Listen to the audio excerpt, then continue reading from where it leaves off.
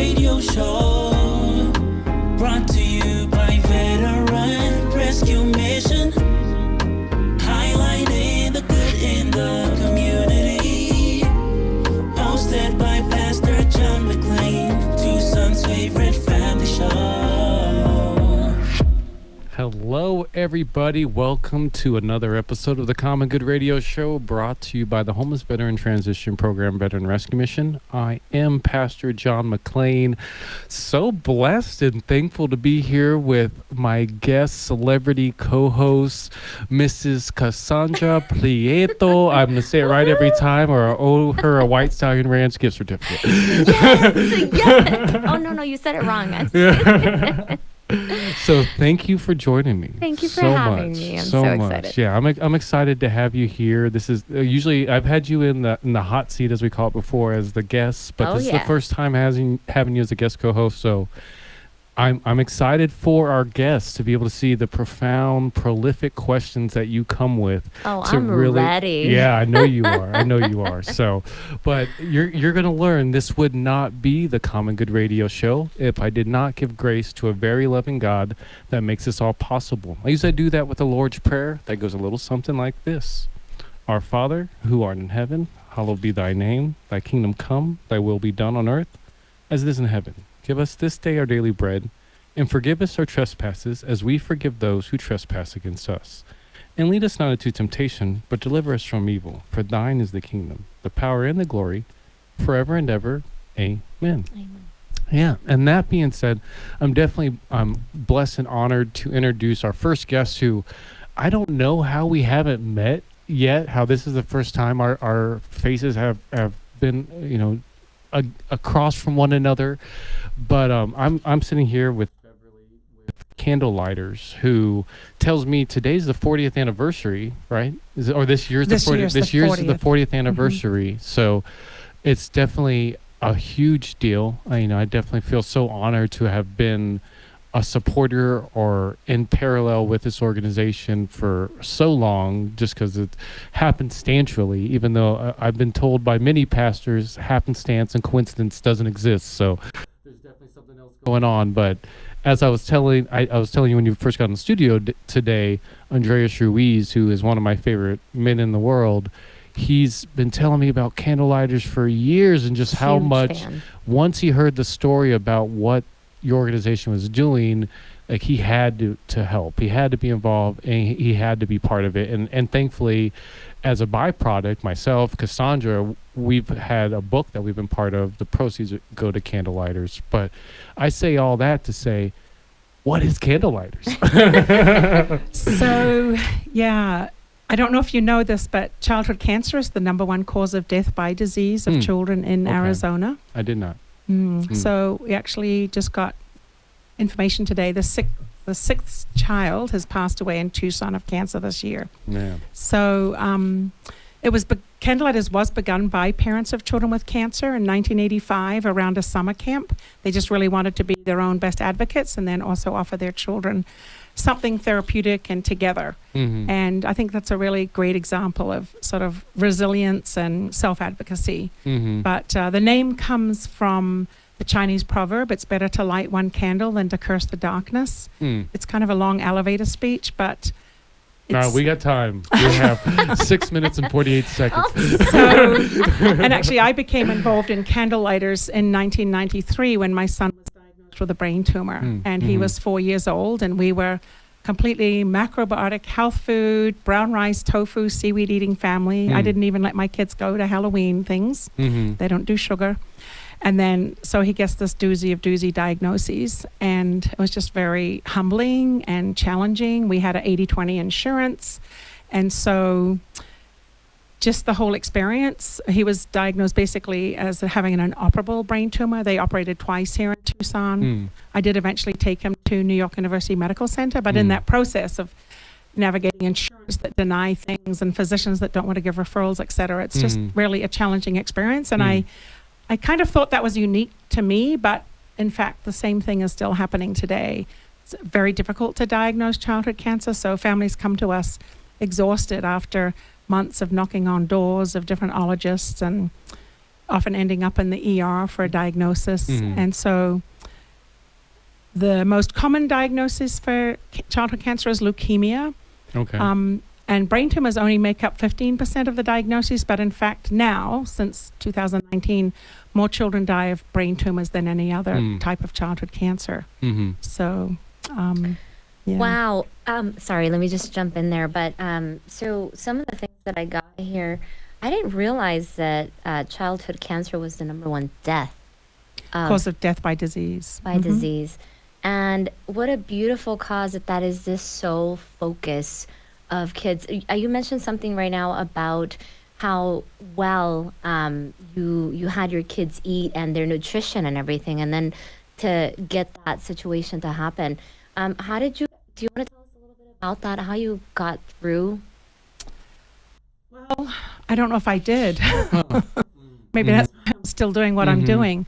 But I was actually 7 months pregnant. The average age of a child diagnosed is somewhere between 6 and 8. So usually very young parents with limited resources and young children. So if the average age is that young, you know, a lot of the children are 2, 3, 4 years old being diagnosed. So you don't have necessarily the experience, parental skills to navigate some of that. I did do nursing in New Zealand, so Latin was not a problem to me. Medical systems were, because they're a little different here. The for-profit world is a little challenging to navigate. And I think families really find themselves really bogged down. And you might think, oh, a poor family is really challenged by this diagnosis, but in fact, I really consider the middle class, who have a lot of deductibles and co-pays recurring constantly with new ones every year, to be really a challenging experience.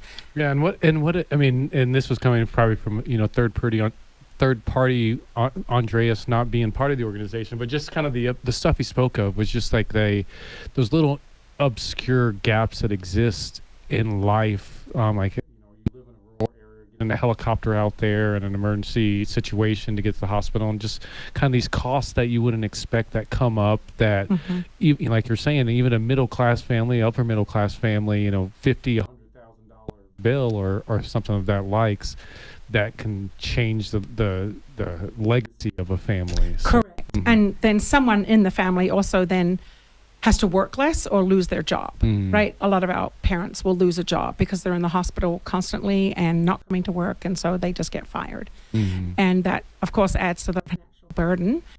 And families all the way from Douglas to Yuma, so Safford, Nogales, Green Valley, Sells, Somerton, are treated just in one pediatric oncology facility here in Tucson. So families travel a long way. So you have to have a good car, good tires.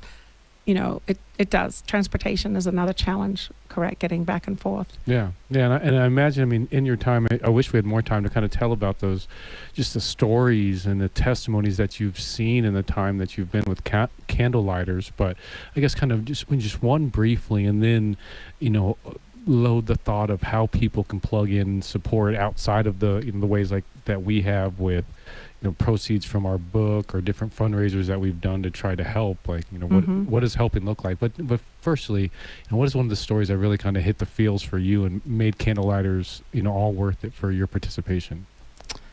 Well, I think just about every family we help have something meaningful to say. I think there are some challenges that aren't well known. So one in particular that we're dealing with now is accommodating the children in school.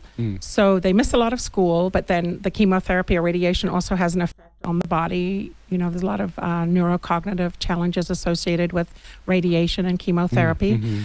So I'm just helping a mom right now try and figure out how she can get her third grader up to third grade reading levels.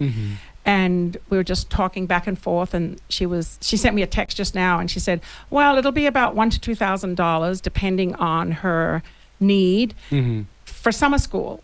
And, you know, just adding that on top of all the other co-pays and deductible, it's like now you've got to deal with the whole educational component.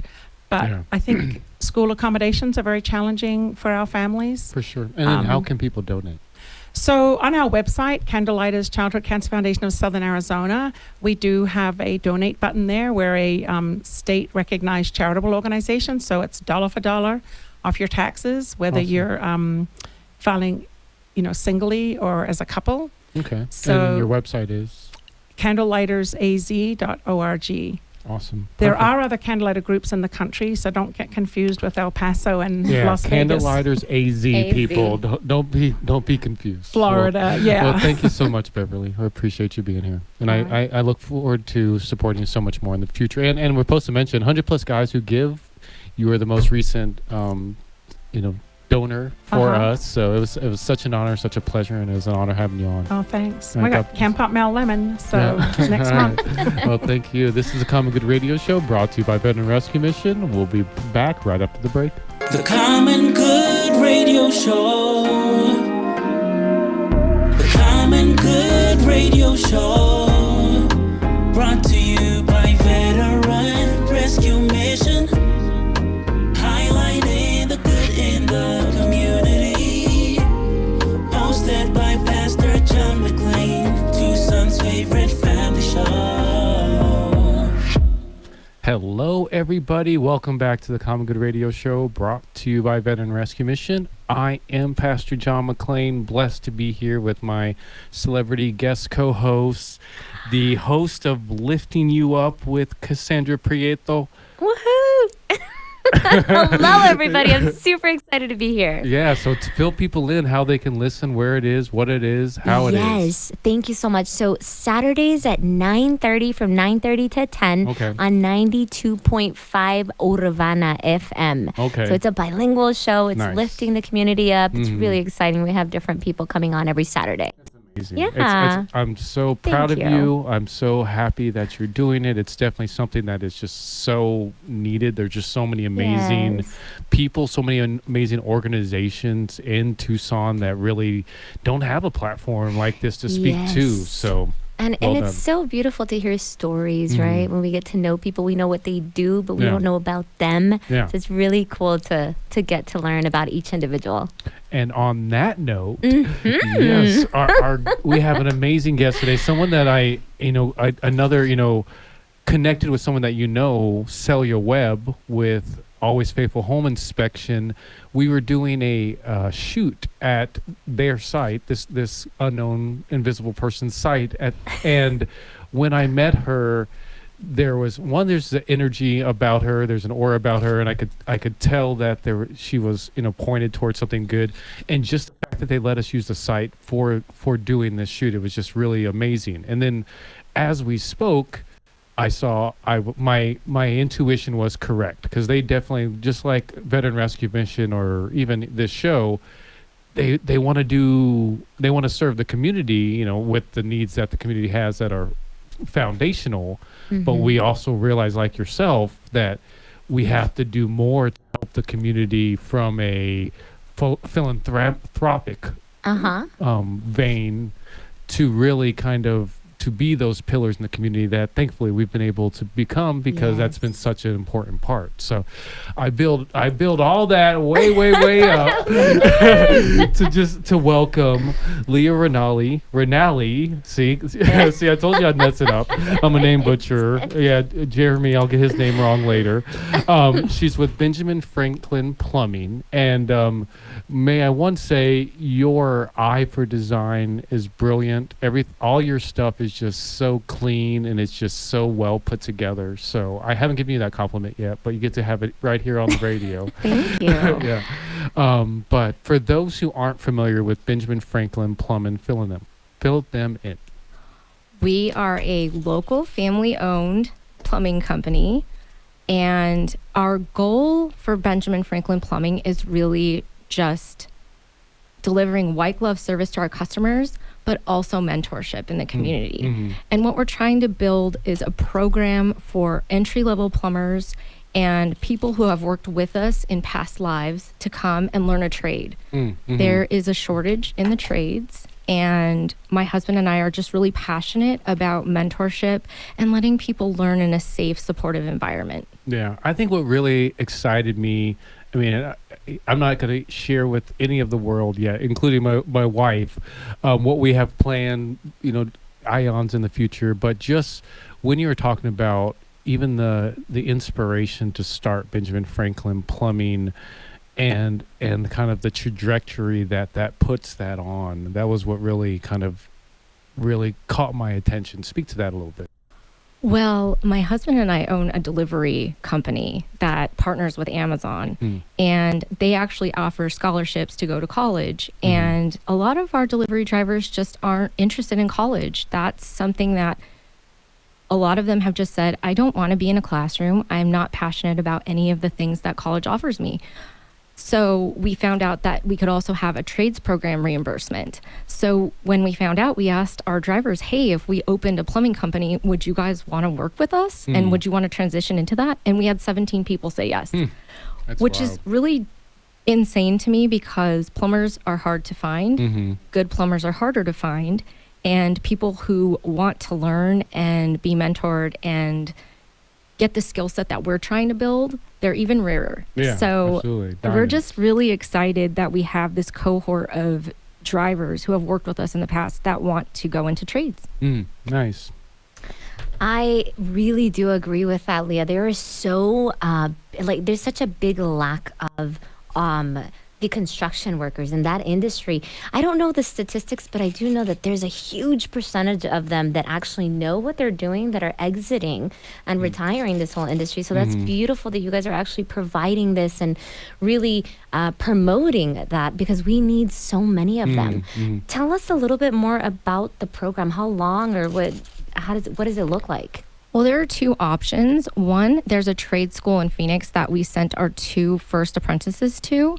That one is about, I want to say it's 2.5 months long. Okay. The one that's offered through Amazon tuition reimbursement is actually online, and it actually comes with their own tool set. So one of the great things is when we have these drivers come into this program, we know them, and we know that they're reliable. We know that they're trustworthy. They're almost kind of vetted by us prior to going into this trades program. So it's pretty fast. And the hardest part, though, for apprentice plumbers is finding a company that will take you in and support you and, guide you through the journey that is your apprenticeship.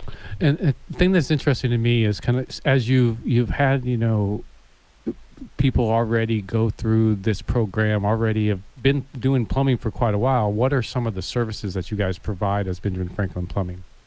Well, for our apprentices, they can do lower level things like changing out toilets. They can, unclog drains, do some hydrojetting, but they go out into the field with their mentor or, their journeyman level plumber, and they're learning. Benjamin Franklin Plumbing, we can do everything for you. Our higher level plumbers, the ones that are out there training. And I want to give a big shout out to them because, they're taking these apprentices under their wings, and training is difficult and it's not for everyone. So when we hire these plumbers, we ask them, will you train? Are you a teacher? Do you like teaching? And it has to be a yes. So we offer everything, water heaters, Another thing that I've been trying to tell people is, hey, if you're going on vacation, call us, ask for a free in-home plumbing inspection. You don't want to come home to a leak. I actually just had a huge leak at my house. It was a major bummer, dude. And I could imagine. I just, I really want people to be proactive rather than reactive, because reactive is where you spend too much money. Having Cassandra, the realtor, my go-to realtor in the room, I know you have some realty questions for our go-to plumber in the room, right? Absolutely. So, quick question. So, is there something that you see the most from a consumer standpoint, just a client, and also from the real estate? I'm imagining that you guys do like sewer scopes and stuff like that for when we're purchasing a home. But from the consumer side, what would be the biggest concern that you would say? You mentioned something about an inspection. Should they call you every year, every couple years? What's the recommendation to make sure that the pipe are that they're clear, or what's the best way to maintain? That's a great question, and that's all she has. We could be here forever. Yeah. I think the most important thing is having that in-home plumbing inspection. There's a lot of things that a plumber will catch that you may not see just because they have a trained eye, certain rust areas or sounds that you're hearing. I really am a firm believer that you should have an in-home plumbing inspection at least once a year. Okay. If not twice a year. I highly recommend it right before the first freeze of the winter. That is the biggest thing we see, a lot of burst pipes when the first freeze happens. Yeah. Well, awesome. Well, for people who want to have you guys check out their system, they have an urgent need, or if they want to kind of be part of what you're doing, how can they get involved? They can give us a call at 520-485-2224 and schedule a free in-home plumbing inspection, and we will be happy to go out and help. And honestly, if you have anything that you want looked at or an estimate done, we do free in-home estimates too. Nice. We're really big believers in, we don't upsell, and we just want people to be happy with our services and, provide a pleasant experience when someone's in your home. That's cool. And give the website and the phone number one more time. Our phone number is 520-485-2224, and our website is, I don't know off the top of my head, but Benjamin Franklin of Greater Tucson. Well, you guys are definitely on Facebook and the Instagram and the Absolutely. TikTok and all that other fun stuff. So yeah, Benjamin Franklin Plumbing Tucson. Check it out. Awesome. Thank you so much, Leah. Thanks for having me. That's Leah with Benjamin Franklin Plumbing. I am Pastor John McClain. Cassandra Prieto. Thank you so much for joining us. Thank you for having me. You've all been listening to the Common Good Radio Show, brought to you by Veteran Rescue Mission. Thank you for listening. As always, want to thank our partners, Proper Villains for Tucson. We Care Tucson, 100 plus guys who give. Take a deep breath. White Stallion Ranch, Tucson Tool Shop, Don Till Dust Landscaping, Benjamin Franklin Plumbing, our favorite, Hope Dealers Global, CB2PGA, and Pep Inc. We have all that and more for you next week. And remember, at the end of every day, it's night.